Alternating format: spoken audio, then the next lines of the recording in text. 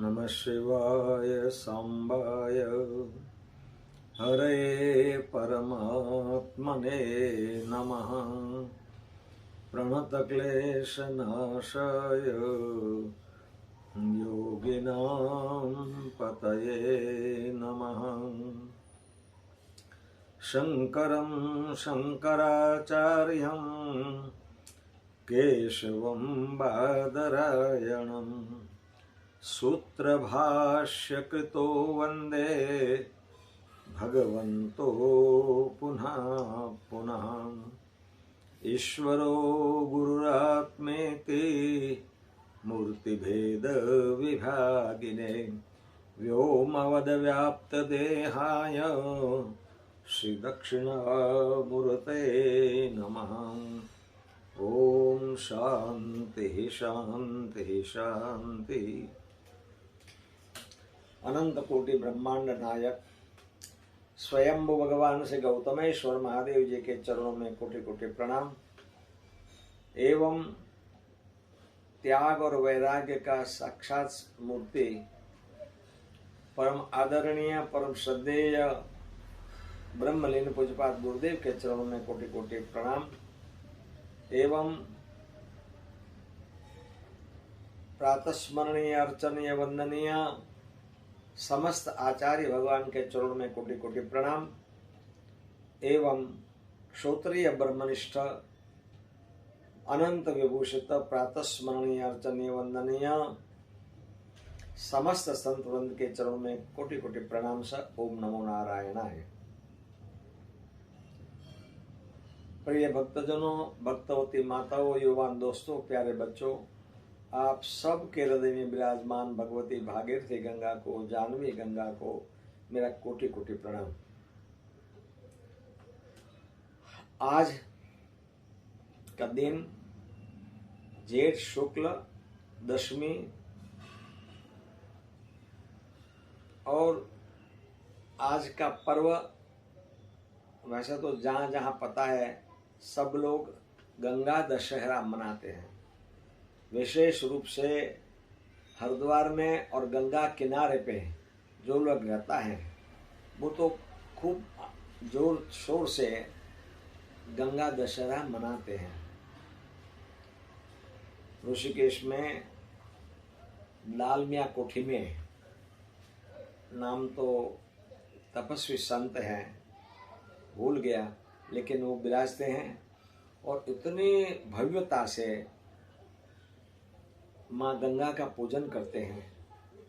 माने 100 लीटर दूध गंगा जी को चढ़ाते हैं, 25-50 लीटर दही, घी का कनस्तर, बादाम, काजू, 1008 कमल, इस छोर से सामने छोर तक गंगा जी को साड़ी, इतना भव्य, इतना लड्डू, ड्राई फ्रूट खूब चढ़ाते माँ को और माँ को खूब प्रसन्न करने का काम करते हैं। ऐसे आज सुबह मौका नहीं मिला, क्यों? आज माँ साक्षात जिस समय भगवान विष्णु के चरण धोने से कमंडलू में उस माँ को लिया ब्रह्मा जी ने, राजा भगीरथ ने और उसकी 3 पीढ़ी ने खूब तपस्या करके गंगा जी को आवाहित किया कि आप नीचे आओ, हमारे 10,000 पुत्र जो है वो उनको गति नहीं हुई है, इसीलिए आप नीचे आओ। गंगा मैया ने कहा कि मेरे वेग को कौन करेंगे, मैं ऊपर से स्वर्ग से आऊंगी तो पाताल में चली जाऊंगी। भगवान शिव की आराधना किया। गंगोत्री जहाँ है वहाँ भगवान शिव जी ने अपनी जटा में माता जी को लिया। अब जटा में अलिप्त हो गई माता जी। फिर तपस्या किया भगवान शिव जी की और एक लट निकाली, उसमें से गंगा जी बहने लग गई। पृथ्वी पर माँ गंगा का अवतरण का दिन आज गंगा दशहरा है। आज के दिन इस धरातल पर माँ गंगा आई है जीवों का कल्याण करने के लिए। पाप विमोचनी है, उसी में अस्थि प्रवाहित करने से सैकड़ों साल तक वो जीवात्मा स्वर्ग में रहते हैं, ऐसा सुना है हमने। तो आज वो माँ का दिन था।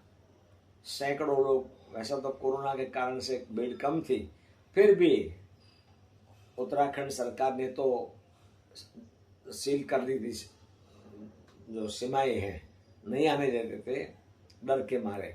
फिर भी कोई लोग रात को आ गए और बहुत लोगों ने माँ गंगा में गोता लगाया। लेकिन आज जिस दिन मैंने आज अंदाजा मुझे लगाया कि जिस दिन भगवान शिव जी की जटा से निकली होगी और जो वेग होगा उनका चलने का, ऐसा ही वेग आज हमको दिखाई पड़ा। बिल्कुल उफान पे चल रही थी, भयजनक सपाटे से ऊपर बह रही थी।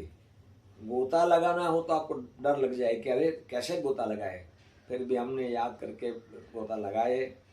भगवान भोले बाबा का अभिषेक तो वहाँ नहीं हो सकता था, क्यों भगवान को भी खींच जाए, तो टोकरे में भगवान को बैठा के हमारे साथ उसको भी गोता लगाया, पूजन किया, बड़ा आनंद आया। फिर अपने आश्रम में आके विधिवत जो अभिषेक करते वो किया। ऐसा आज का दिन गंगा दशहरा का था। वैसे गंगा मैया को हम कोटि कोटि प्रणाम करते हैं। देखो, कोई परोपकार करता है तो उनका फल भी अच्छा ही मिलता है, उसमें कोई शंका नहीं है, वो निष्फल नहीं जाएगा।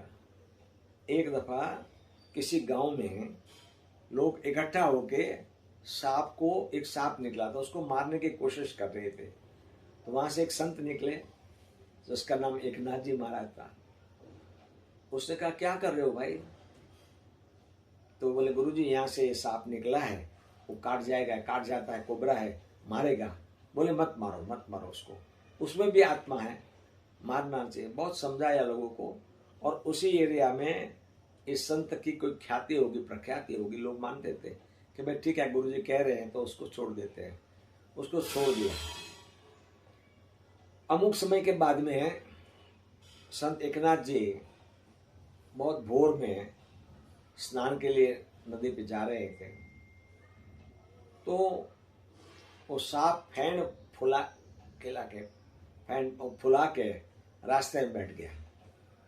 अब बहुत कोशिश किया संत ने उस सांप को हटाने की, लेकिन वो हटा नहीं। बहुत कोशिश करने भी वो सांप नहीं हटा। फिर संत ने सोचा, चलो भाई ठीक है, हम तो साधु है, मारेंगे तो नहीं उनको। दूसरे रास्ते से दूसरे घाट पे स्नान करने के लिए गए। स्नान किया, पूजन किया, ध्यान किया, भोर हो गई, प्रकाश होने लग गया। जब संत ने देखा वापसी में उस रास्ते में, तो उस रास्ते में बहुत बड़ा गड्ढा था। यदि उस रास्ते पे जो एकनाथ जी चलते तो वो गड्ढा में समाहित हो जाते और बाहर निकल, क्यों अंधेरा था, 4 बजे का समय था सुबह का भोर, वो गड्ढे में समाहित हो जाते हैं। सांप ने बिल्कुल नहीं, देखो सांप प्राणी है, उसने भी सोचा कि लोग मुझे मार रहे थे, संत ने मुझे बचाया है। तो परोपकार का फल परोपकार ही होता है। लेकिन आज जो है वो जवान बच्चों को समझ में नहीं आएगी कि भाई ऐसा थोड़ा होता है, परोपकार का फल परोपकार है, पाप का फल पाप है। लेकिन ये तो सीधी बात है, हम पहले भी कई दफा बोल चुके हैं, अवश्यमेव भोक्तव्यम शुभम अशुभम कर्म। शुभ या अशुभ कर्म अवश्य भोगना ही पड़ेगा। चाहे भगवान राम अवतार लेके आए, चाहे भगवान कृष्ण अवतार लेके आए, चाहे कोई भी अवतार लेके आए, कर्म तो भोगना ही पड़ेगा, उसमें छुटकारा नहीं है। उसके लिए सेवा परमो धर्म, सेवा करो। एक बहुत बड़ा उद्योग पत्नी की पत्नी है, कभी कभी वो साल में 2-4 दिन 8 दिन सब्जी बेचती थी। अब वो चाहे तो करोड़ रुपया का दान कर सकती थी, लेकिन बोले नहीं, पैसे से सेवा नहीं, मैं तो शरीर से सेवा करूंगी। सब्जी बेच के जो पैसा आता था वो पैसा मंदिर की सेवा में लगाती थी। और कई मंदिरों में, गुरुद्वारा में चले जाए तो वहाँ जूता साफ करने की सेवा करे, जूठा बर्तन की सेवा। करोड़पति लोग थे। तो किसी ने पूछा, ऐसे क्यों करते हो? बोले, मेरा अहम छूट जाए कि मैं करोड़पति की पत्नी हूँ, इसलिए मैं ऐसा काम नहीं कर सकती हूँ। अपने हाथ से सेवा करना है। दान तो दे सकते हैं। चक्रवर्ती महाराज अम्बरीश चक्रवर्ती होते हुए भी अपने इष्ट द्वारकाधीश की पूजा करते थे। आज भी नाथ द्वारा के पास में काकरोली गांव है, वहां उसी मूर्ति है जो अम्बरीश की सेवा करते थे, वो द्वारकाधीश की मूर्ति है। पास में रायसागर तालाब है, वहीं से अपने कंधे पे पानी लाके ठाकुर जी का भोग बनाते थे। नौकर नहीं, खुद बनाया। चक्रवर्ती महाराज होते हुए भी बोले भगवान की सेवा में, गुरु की सेवा में तो स्वयं करना चाहिए। आदमी उन्हें पैसा देता था, तुम गुरु की सेवा कर लो, भगवान की सेवा कर लो, वो ठीक है, सेवा है, उसकी मनाही नहीं, लेकिन उत्तम प्रकार की सेवा वो नहीं है। अपने शरीर से सेवा करनी चाहिए।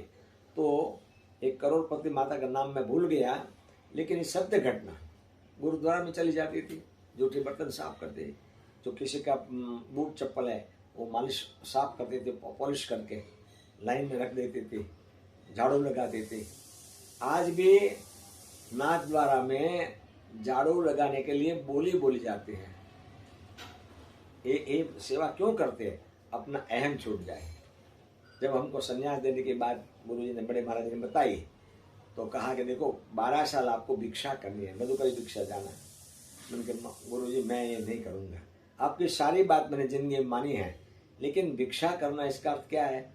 एक रोटी के लिए एक घर में जाना, दूसरे घर में जाना, 5 घर में नारायण हरि बोलना। तो बोले क्यों मना करते हो? कभी कोई बात मना नहीं किया आपने। मैं तो इसी गांव में मेरा जन्म हुआ है, सीहोर में मैंने नौकरी किया है कई सालों। गौतमेश्वर मंदिर की इतनी बड़ी जगह के महंत हम रहे, और एक एक रोटी के लिए मैं 5 घर में जाऊँ, मुझे बहुत शर्म लगेगी। बोले शर्म लगेगी ने, और तो कुछ नहीं ने। 4 इतवार को हमको ले गए, चलो ट्रेनिंग में। बोले बोलो नारायण हरि, तो हमने कहा नारायण हरि। बस ऐसा नहीं, नारायण हरि ऐसे बोलो। तो अंदर से माता भिक्षा लेके आई। बोले जो बाउल था लकड़ी का, उसी में एक रोटी लो, 1 चम्मच दाल लो, 1 चम्मच सब्जी लो, 1 चम्मच चावल लो, बस ये इतनी भिक्षा लेनी है। इसका अर्थ है, मधुकरी का अर्थ है मधुमक्खी जैसे फूल पर रस लेती है और उसको फूल को कोई इफेक्ट नहीं होती है, वैसे गृहस्थ से घर के भिक्षा लेनी चाहिए। तो गृहस्थ को पता भी नहीं चले इतना कम होगा, और आपका अहम छूटेगा। आप किस घर से, किसी घर से नहीं भी मिलेगी, कहीं ताला होगा, कोई भिक्षा नहीं देंगे, तो ये सब मान अपमान सहन करना पड़ेगा ना। आपका अहम छूटे, ये बहुत बड़ी बात है। इसीलिए संत लोग मधुकरी भिक्षा के लिए जाते हैं, अपना अहम छूट जाए। तो ये सब लाइन ऐसे है, परमात्मा प्राप्त करने के लिए ये सब छोड़ेंगे। आपको छोड़ेंगे तब तो कुछ आपको मिलेगा, जब कुछ छोड़ेंगे नहीं तो आपको क्या मिलेगा।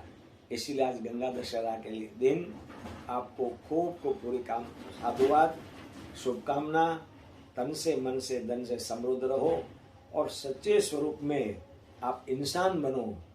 आप कोई भी संप्रदाय में जाओ, हमको कोई लेना देना नहीं, लेकिन सच्चे स्वरूप में मनुष्य बनना है और हमको परमात्मा के प्रति उनके तरफ जाना है, ये ध्यान रखें। आज के लिए आपको खूब आशीर्वाद। हरि ओम तत्सत, हरि ओम तत्सत, हरि ओम तत्सत।